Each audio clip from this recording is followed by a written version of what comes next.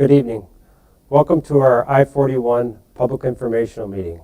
I'm Tom Buchholz, Northeast Region Project Development Chief. I want to welcome you to our YouTube Live presentation of our 41 project. Obviously, due to the COVID-19 pandemic, we can't join you in person as we normally would on a public informational meeting, so we use this YouTube Live to present information on this very important project in Northeast Wisconsin. The state budget process in 2019 approved for the Wisconsin Department of Transportation for us to investigate I-41 from Highway 96 on the south in Outagamie County up to Shearing Road and County Highway F in Brown County. This 23-mile segment is what this project covers. Normally, WSDOT would have to present to the Transportation Projects Commission, or the TPC, to gain approval to study environmentally the project, and then after we do the environmental process, we would have to gain approval through the TPC to gain construction funding. The state budget process in 2019 gave us approval to go all the way through construction on this important project. This first public informational meeting is the first step in that process. There'll be many more meetings that go along the way to gain input from the public as we build this important project. One of the first things I would invite you to do, below on the screen you can see an email address. If you could send your name and address to that inbox in an email as a record of attendance to this meeting. This meeting is being recorded, so if people can't attend live later, they can go back and attend and view the meeting and give us input. I want to welcome all input into this project. For people that are viewing as property owners, travelers of Interstate 41, we want to be as transparent as possible delivering this project for the state of Wisconsin and the taxpayers. We wanted to provide a high quality project, and your input into that process is very important to us. So I'll show later on a slide, we'll have where we can give input through the process. Our presentation outline will go through the project team, our I-41 project overview, our project purpose and need, alternatives we're going to look at, environmental analysis, project schedule, and next steps. Our project team starts with Will Dorsey, our regional director, Colleen Harris, our deputy director, myself as the project development chief, Chad DeGrave as the project supervisor, Scott Ebel as our design project manager, Brian Lipke is our planning project manager, Missy Cook, our communications manager, and we have Kathy Van Price as our environmental lead on the project. All these are WSDOT staff that we're excited to be part of this project. They have large experience on projects on 41 Winnebago, 441, Highway 23, Highway 15. We've also hired Jacobs Engineering to help us with the environmental analysis and the preliminary engineering as part of this project. Questions and comments as you go through the presentation tonight. There's a number of ways you can do it. Our preferred is to do the email address that you see on your screen at dotdsdneri41@dot.wi.gov. Another way you can do it is on YouTube. You can provide comments there if you're logged into YouTube or on your Gmail account. We have staff in the room that are monitoring those questions, and as we get into a question and answer period, we'll get to those questions. There may be a delay in the response as we get to it, as if you put through the YouTube comment. Want to highlight our website, I-41 project. All the materials that you see as far as the overview, handouts are all on the website. I welcome you to go onto that website, and you can submit comments there. You can sign up for future mailings to our I-41 project. And also in there, if you have comments you want to mail to us, there's a form you can fill out and you can mail to us as well. All of those are ways to get involved in the project and give us feedback as we go through this project. And with that, I'd like to hand it over to our project manager, Scott Ebel, that will give us the rest of the presentation. Thank you.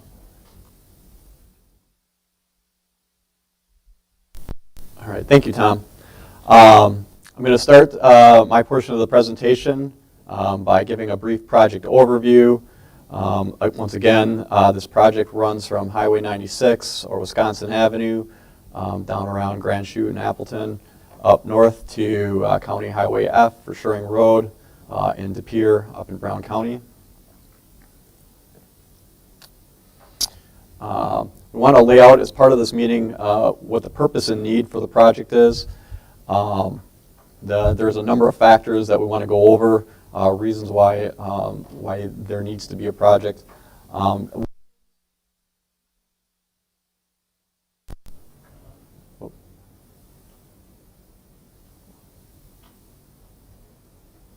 Apologize. Oh, sorry for that. One of those.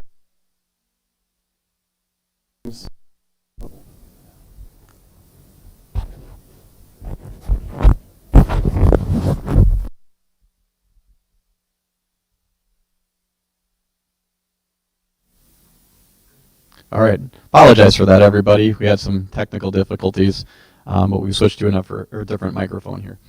But we will get going again. All right. So one of the purposes and needs for the project is the large amount of traffic volume and congestion that we see on the roadway today. This slide shows the amount of traffic that we currently see along the corridor today, as well as the projected traffic out in 2045, or our design year for the project. Typically, those ranges are 60,000 vehicles a day right now, or 60 to 70,000, that range today in some of our more congested areas. And then we're projecting upwards of 90,000 vehicles per day in some of our more congested areas again. This display also kind of shows what some of those currently regularly congested areas are on the corridor. Certainly there are additional areas where we see congestion on a regular basis. Along with that congestion comes a certain safety concern, and crash rates along the project show that as well, being an issue. This display is showing locations along the project that have been identified as either being in red, more than 50% above the statewide average. Shown in yellow are areas where we are above the statewide average for crash rate, and in green where we are at or below the statewide average. I'm going to answer a couple of questions that we've gotten prior to the meeting, just to give a little bit more specifics on some of our crashes. When we're talking about our statewide average, that average is about 49 crashes per 100 million vehicle miles in this case, the comparison we for 4-lane freeway facilities. From 2013 through 2017, we've had about 1,300 crashes along this segment, or about 264 crashes a year.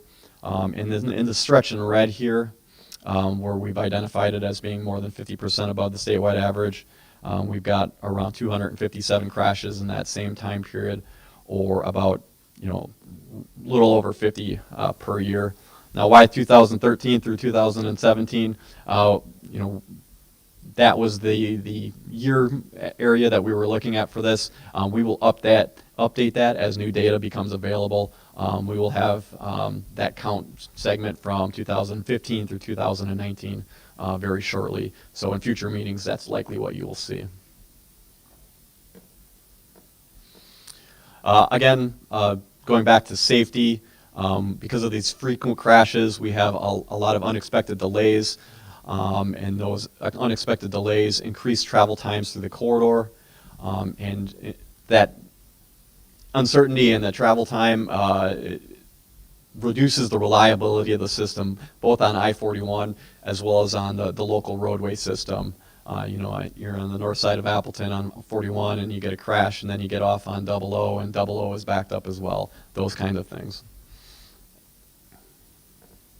Another reason for the project is the roadway condition. The majority of the pavement on this project has reached the end of its service life.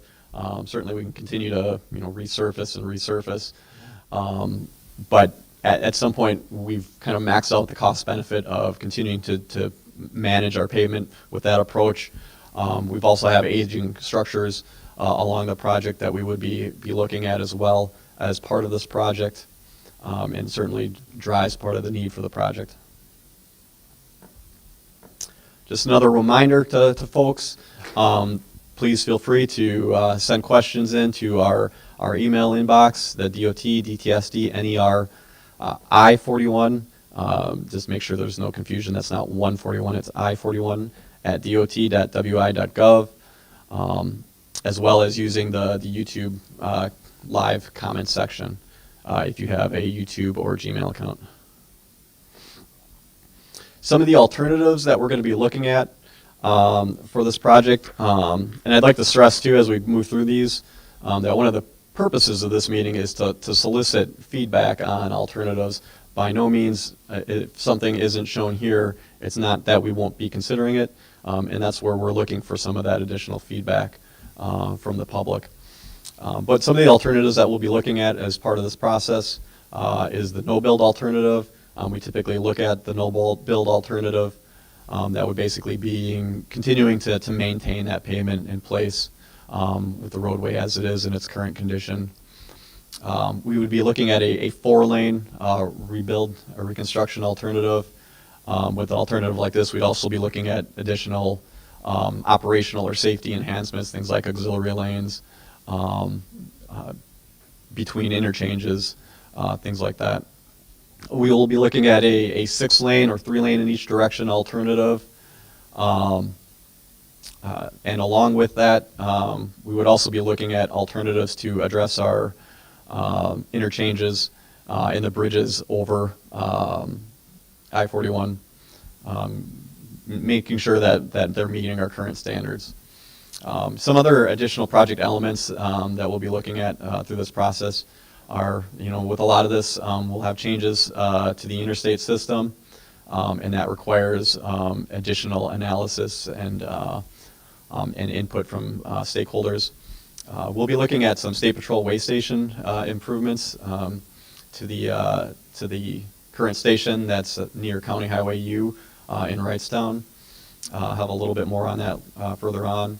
And this project also is going on concurrently with the Brown County South Bridge Connector study, and some of the alternatives that are being looked at under that study could have an effect on this project as well.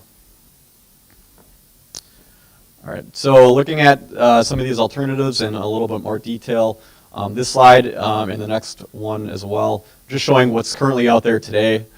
Between Highway 96 and Highway 15, we've got a 6-lane facility, roughly, with 3 lanes each direction. North of Highway 15, we kind of drop out of that 6 lanes, and we're into a 4-lane facility with 2 lanes in each direction, pretty much up through County Highway E or Ballard Road. From County Highway E to 441, we also, again, have a 6-lane facility, the 4 through lanes, and then the single lane in each direction, providing that service or that ramp-to-ramp auxiliary lane function. And then north of 441, we're back to a 4-lane facility again. And then that 4-lane facility north of County Highway J, roughly, predominantly has frontage roads. Also, I'll say within the right-of-way footprint.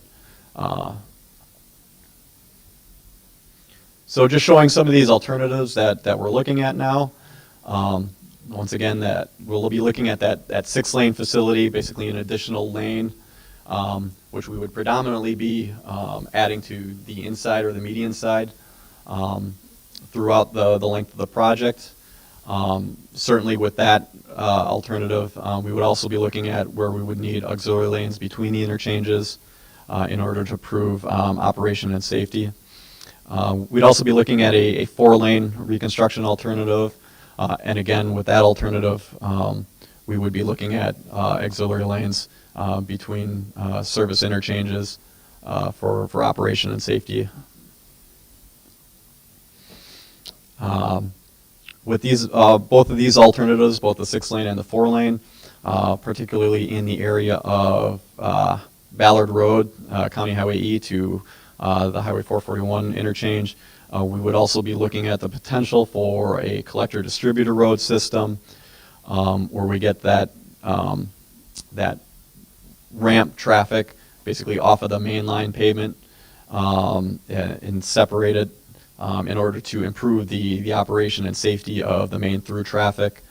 This is a condition that you see up in Green Bay around the Oneida Street 172 interchange areas, as well as the Highway 29 interchange area. Some of the alternatives that we're looking at for our service interchanges, certainly we'll be looking at the traditional diamond interchange alternatives here. I'll throw out a phrase called the tight diamond interchange, which some people may not have really referred to it that way, but it's basically just a more condensed urban interchange than you typically see. These can be interchanges with either that traditional signalized alternative as well as a roundabout alternative. Again, kind of showing what currently we have traditional diamond interchanges along the corridor. Two examples of those are County Highway U and County Highway S. They're a little more open, that traditional diamond configuration. Those tight diamond interchanges we also have throughout the corridor. Examples are at Highway 47 or County E or Ballard Road and County Highway N or Freedom Road, where they're pretty much diamond interchanges, just a little bit more compact because they're in a more urban environment. And we also currently have the traditional, we'll say, a diamond interchange, but with the roundabout alternative. We have one of these at County Highway J and as well as Highway 55. One alternative that we'll be looking at for some of these interchanges is diverging diamond interchange. This is an interchange type that the footprint is very similar to a typical diamond interchange, but they're very good at handling large volumes of traffic, particularly large volumes of left-hand turn traffic onto the main freeway. If you're in a situation where that movement predominates, then these are a very good tool for handling that traffic. We'll also be potentially looking at single-point urban interchanges for some of these interchanges. This is a newer type of interchange, and its chief advantage is that it again allows for larger volumes of traffic typically than we would see through a traditional interchange to be moved on and off the freeway system. And it does so by basically bringing all the traffic into a single intersection instead of having to navigate through multiple intersections. We'll also be looking at alternatives for the 441 and 41 interchange. Currently, that's a system interchange. Basically, it's a free flow movement type of interchange. And we would potentially be looking at alternatives that would involve, flyover maneuvers, things that would make it look a little bit more like the current or the recently reconstructed interchange at 41 and 441 down in Menasha, or like the systems interchanges you'll see up in Green Bay with Highway 172 or I-43. Just to look at some of those alternatives to make traffic move a little bit more smoothly.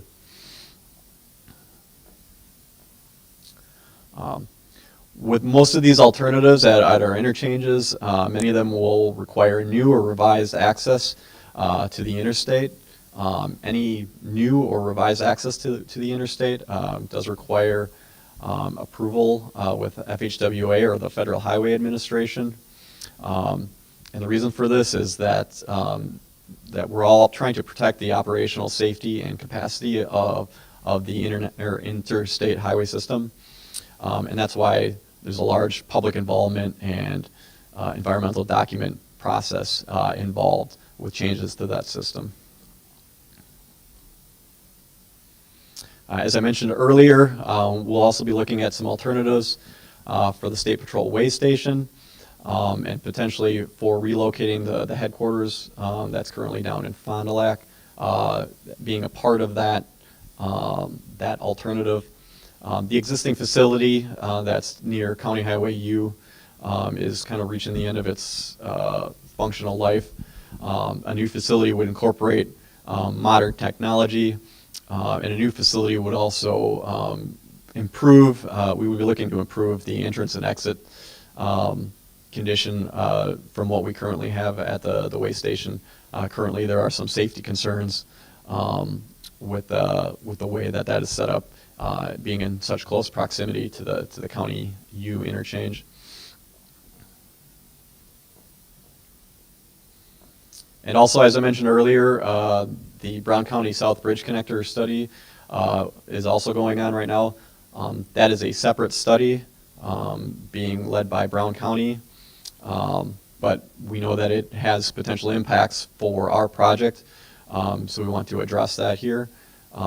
Currently, they're in the process of preparing their Tier 1 EIS. They have 2 corridor alternatives that remain under detailed study.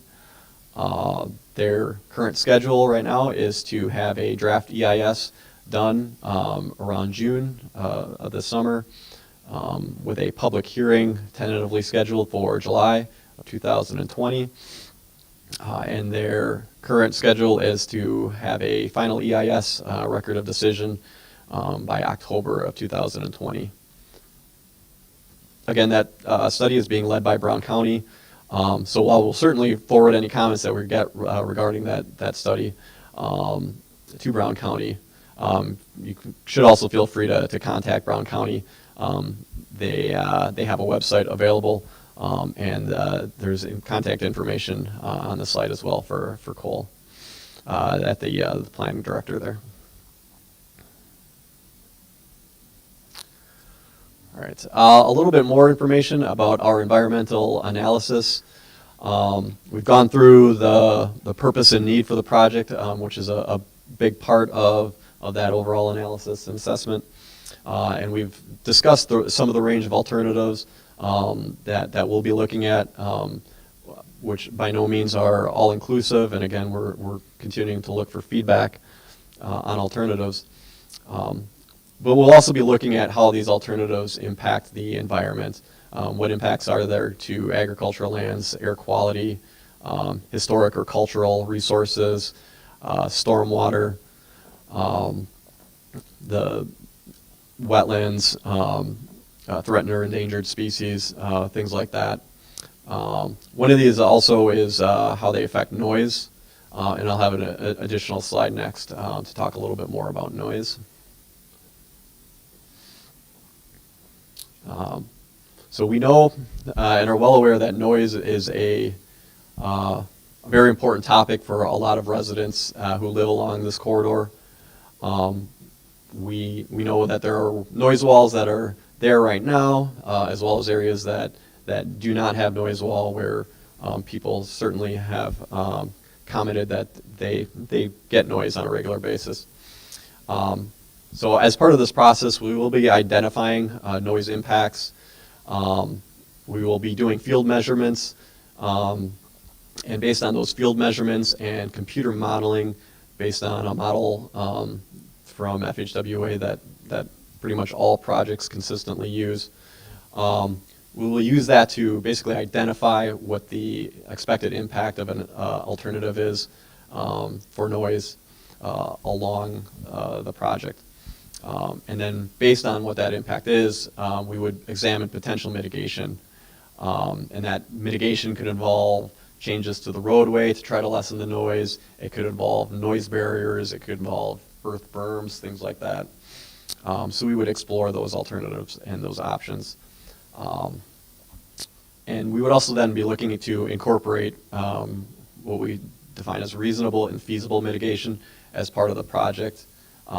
We do want to point out that ultimately this would have to be approved by a majority of the adjacent and benefited landowners and residents. And then at that point, we would be moving forward. For any locations where barrier was that identified mitigation, we'd be looking to complete that design.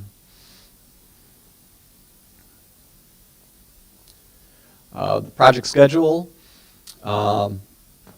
So I'm going to highlight some key milestones on our project schedule here. First of those is our public involvement meetings that we're holding right now, as well as ones that we have planned for the fall of 2020.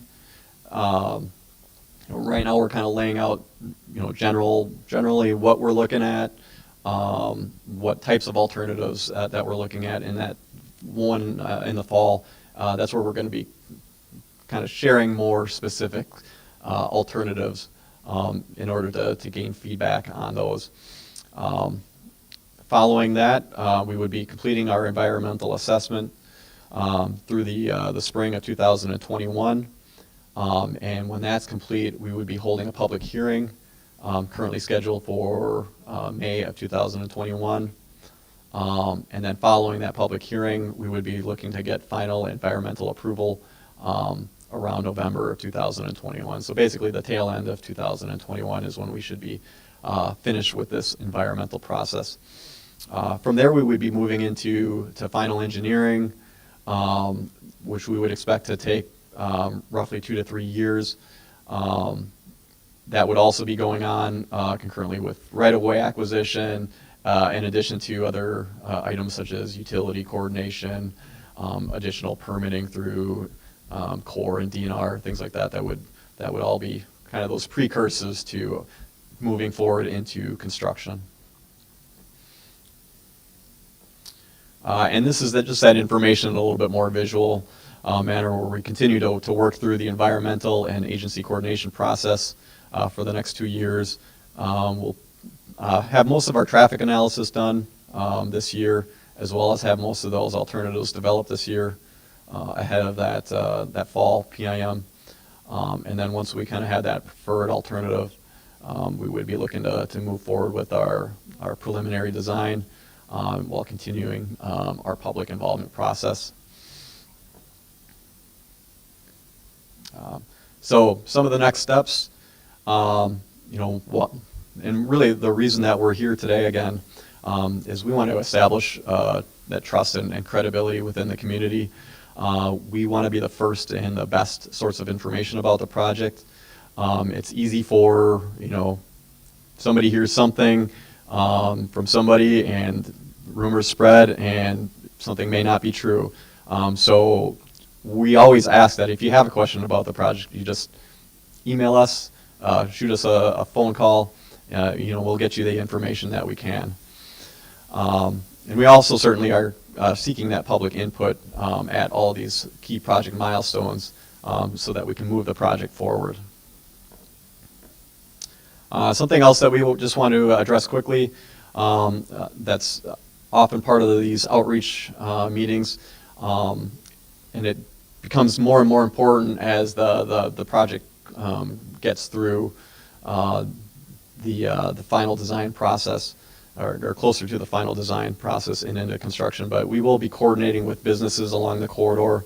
At some point, you'll start to see additional focused business outreach meetings, specifically where we're looking at impacts to, interchanges, things that are going to really affect access to businesses. County Highway A to I-41, as I mentioned, an additional access point is to the interstate. Involves a significant amount of coordination and lead agency action through the locals. Katie asked, will funding and or timeline for the project be impacted by the COVID-19 pandemic? Sure. I'll say at this point we really don't know what the impacts of that would be. So that's something that we'll have to wait to find out on. Regarding the process that we're moving through, this environmental process, it has not slowed that process down at all. You'll certainly see differences where, for instance, we're having this as a virtual meeting instead of an in-person meeting. But so far it has not slowed this process down on the environmental assessment. Scott, a lot of questions as we anticipated about noise, so I'll try to ask them, and they're kind of in a group as best we can. So I think a lot of people are still interested about noise barriers and how that process is going to work on our project. So one question was, we're not going to have noise barriers until the construction begins. Correct. Okay. One question was, what type of barrier would be placed for a noise barrier? Yeah, and the type of barrier that we typically see where it is reasonable and feasible is typically that it's kind of like a lightweight concrete, I believe, is the material. Typical to what you've seen if you've been on I-41 in Brown County or 41 or 441 down in Menasha, where we place a new barrier, would be likely to be a similar material to what you see there. If noise barriers are installed and are proven to be feasible and practical, is there a cost to the homeowner for the new barrier? There would not be a specific cost to the homeowner for the new barrier. That would be out of the overall project cost. Not a homeowner cost, but there is a potential for we'll say local government costs there if there is a additional aesthetic consideration that local government would like to see as part of that design. Typically then there's a cost share for any additional costs associated with that. One question came in, the type of barrier would replace the current wooden fence along 41, and I guess I'll just take the current wooden fences that you see along 41 are not owned by the DOT. Those are private landowners' fences. So as we get through this process, what happens to that will be up to the landowner, what happens with that current fence, because that's not on DOT property.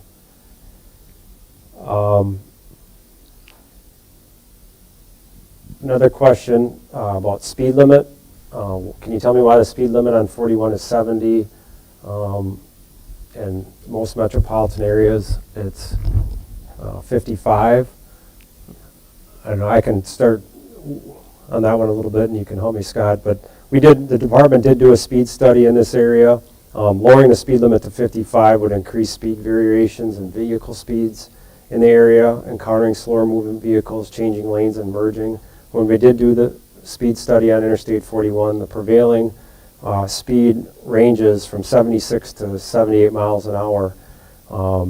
So you can see the speed limit of 70, people are exceeding that. So to put the sign to 55, we feel and believe that will actually have an adverse effect, and will have variations of speed that could cause safety issues as well. So we're remaining to keep Interstate 41 at 70 miles an hour. One question that came in, what's the department doing exploring alternative modes of transportation to reduce cars and vehicles on the road? Is there anything that we're looking at and doing? Sure, and we are doing some things. I guess I will point out that recently Amtrak has opened up a service between Appleton and Green Bay. And we will certainly have them as a stakeholder, a bus service between Appleton and Green Bay, and we will certainly involve them as a stakeholder on the project. We also are working with the communities and the regional planning commissions, East Central Regional Planning and Bay Lake Planning, to both make sure that we are accounting for transit in our alternatives that we're developing, as well as to make sure that we're also not precluding alternatives in the future that might not necessarily be something that's looked at under a roadway project. But we certainly don't want to do something that would preclude another alternative in the future. General question, will frontage roads be affected? Maybe you want to talk about where we're going with the roadway primarily? Sure, and I think, how we would see, again, it certainly depends on the alternatives that are selected, but we would look at any expansion primarily first towards the median, trying to minimize the additional real estate that would be required for the roadway to the outside. And certainly that is definitely true in areas where we have the frontage roads. We would predominantly be looking to do any expansion first to the inside, so that we don't have to relocate not only 41, but also that frontage road. We don't try to minimize those impacts. Joe also asked, he's noticed that Kakana Power has utilities posting flags out on his property. Why would there be utilities marking stuff at this point? And I would, Survey. sure, yeah, one of the reasons that utilities might be marking something right now is that this spring we've got a lot of survey work that's going on along the corridor. Some examples of that that drivers may have noticed even back through last fall. You may have seen or noticed that a lot of the vegetation, both in Brown and Outagamie County along 41, had been cleared. And part of the reason for that was in anticipation of survey work and survey flights, topography flights that have been done so that we can get survey information necessary to do the design work. And again, with the utilities, we want to get those utilities marked so that survey crews can come out and identify those and make sure that we're accounting for those in our plans as well. Tom and Nick asked kind of a similar question, maybe in different areas, but asked about access to interchanges during construction. How is that going to be determined? Are things going to remain open, or are they going to be closed during construction? I'm pretty early in the process to be answering that. Yeah, I'll talk generally about our, as we get into construction, ahead of that, we're typically looking at different alternatives for how to best build the project. We're looking at what happens to traffic if we shut down one interchange but keep the next one down the line open. Where does that drive the traffic? Where that drives the traffic involve the need for any additional improvements? So we try to look at that as well as making sure that we're coordinating any of those impacts with emergency services, area businesses, things like that. Are there any plans to eliminate overpasses? Our project currently does not have any plans to eliminate overpasses under this study or under this project. Another question came in from Joel. I think we answered earlier about plans to add an interchange at I-41 and North Lindale Drive, and we said no to that. Are we looking at collector distributor roads in some areas? Yes, we would potentially be looking at collector distributor roadway system. The primary area we would be looking at that would be between Ballard Road and Highway 441, where we know we have some existing operational and safety issues with the current configuration that's there right now. So that'll likely be an alternative that you'll see in more detail at our next meeting, where we show what the impacts of a collector distributor kind of a system looks like and how that would function. The way station on I-41 ramp substandard length, what's our plan, how that impacts County Highway U at this point? Pretty preliminary at this point, but Yeah. Again, very, very early on what alternatives that we're looking at for the way station there.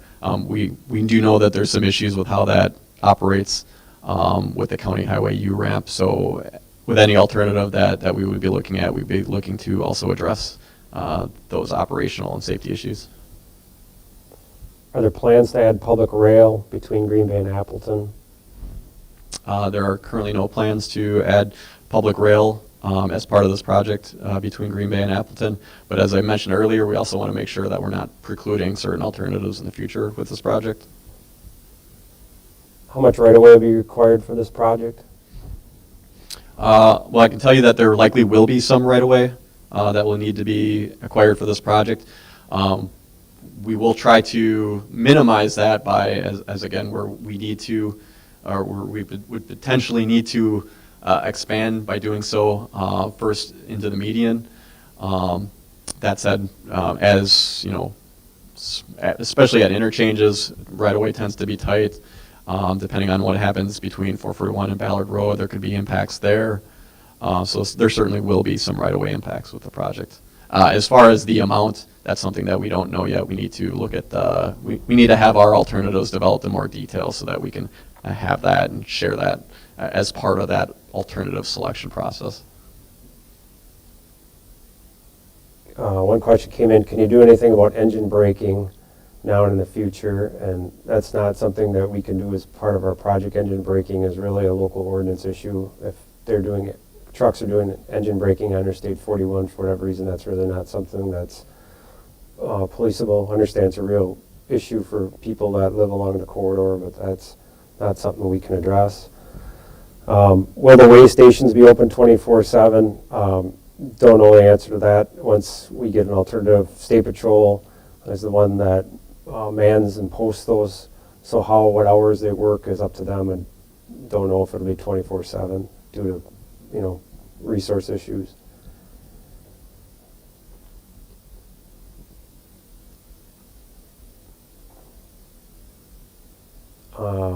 Any eminent domain possibilities with right-of-way?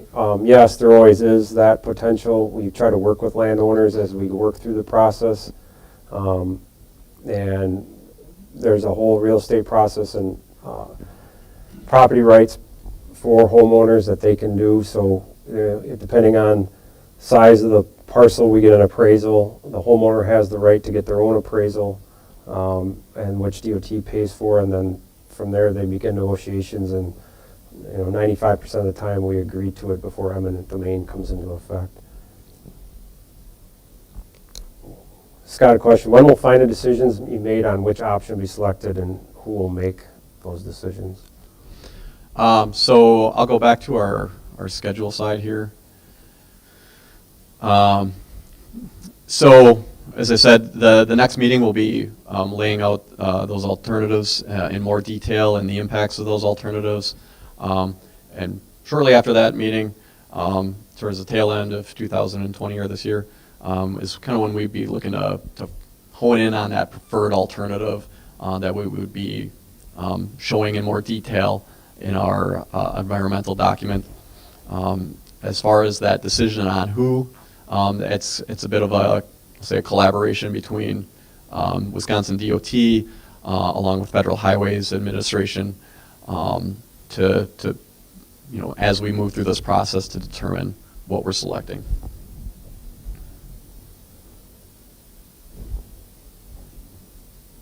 I think we're caught up pretty much again on questions. I want to recognize some attendees.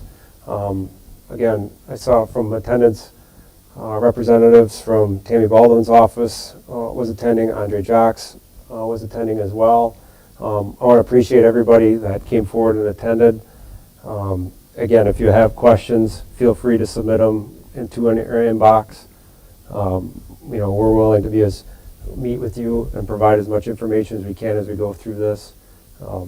Only thing I would say too is this is our first kickoff meeting of this long project, so that I recognize there's a lot of questions and we didn't have all the answers yet, but as we move forward, there'll be more.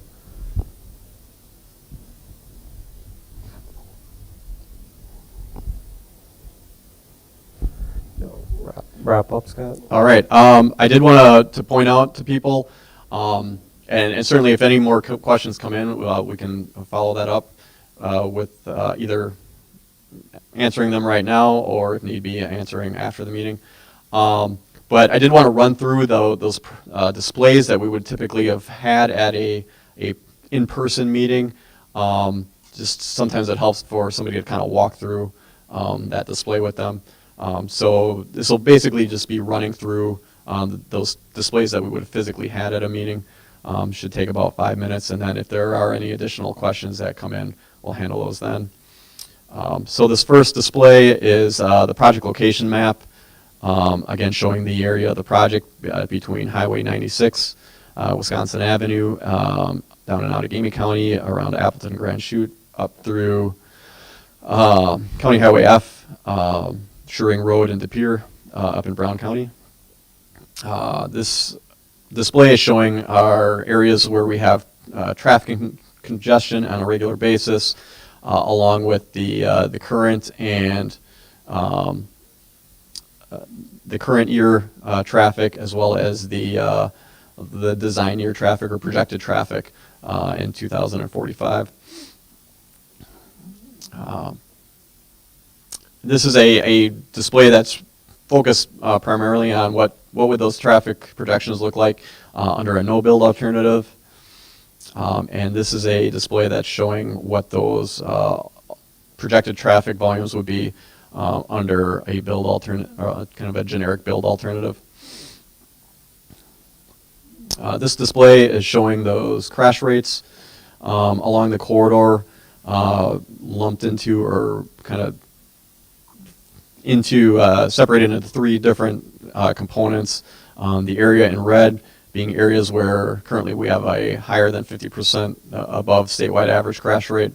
The areas in yellow showing where we have crashes or a crash rate more than the statewide average, and the areas in green being at or below the statewide average.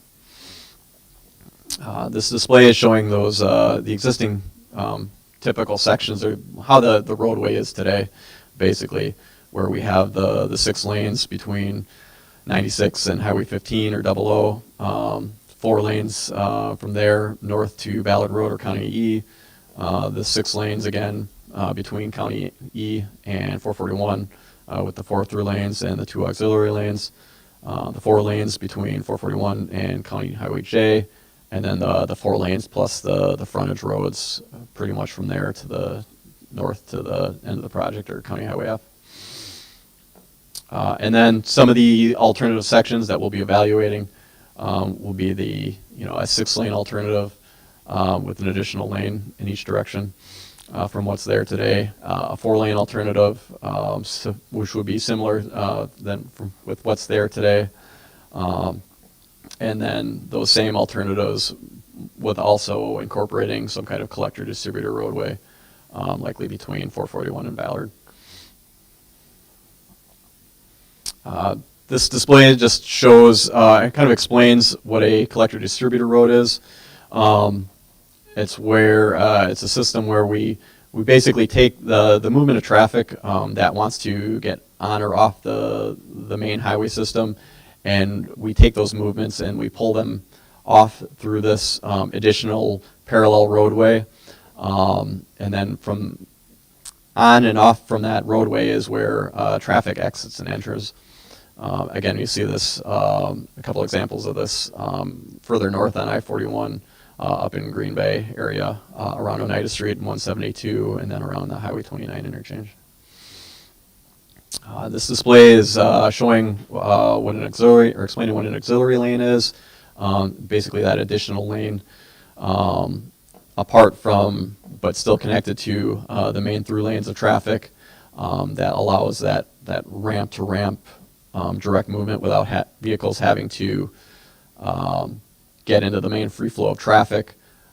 This tends to help the operation and safety of the through traffic relative to a more typical ramp on and off configuration.